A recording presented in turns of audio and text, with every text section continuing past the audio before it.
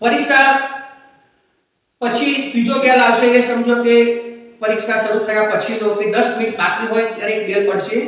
એ બેલ પડે એટલે તમે જે વધારાની પુરવણી લીધી છે એ મુખ્ય જવાબ વહી સાથે તમને દોરો આપવામાં આવશે, દોરાથી બરાબર બાંધી દેવાની છે.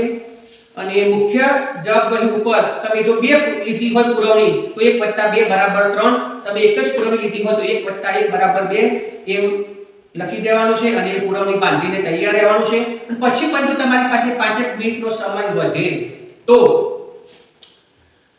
જે જવાબો તમે લખ્યા છે જવાબ વહીમાં એ જવાબોનું તમે વાંચન શરૂ કરી દો.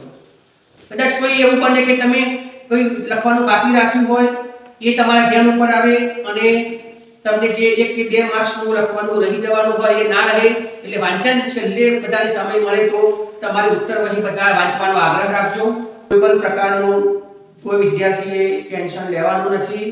પ્રથમ વખત તમે પરીક્ષા આપતા હોય તો એવું લાગે કે પેપર કેવું પૂછાશે, હું લખી શકીશ નહીં લખી શકું, આવું બધું કોઈ મનમાં એવા વિચારો કરવાની જરૂર નથી. જ્યારે તમે પરીક્ષા આપવા બેસશો, પેપર લખવાની શરૂઆત કરશો ત્યારે તમે આ બધું શાંતિથી સરળતાથી લખી શકશો કે તમે પરીક્ષાનો હાવ મનમાં ડર ન રાખતા અને પરીક્ષા સ્તરે શાંતિથી પહોંચજો.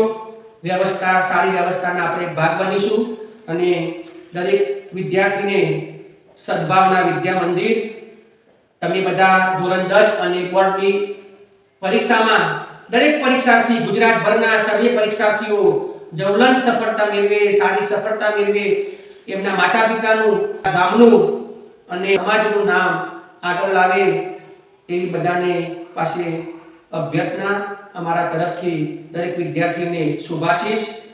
સદભાવના વિદ્યા મંદિર અને જે ત્રિવેદી માધ્યમિક અને ઉચ્ચતર માધ્યમિક શાળાના સંચાલક તરીકે ફરીથી દરેક પરીક્ષાર્થીને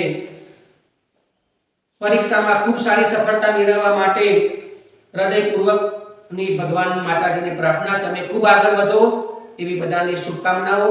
અસ્તુ. જય હિન્દ, જય ભારત.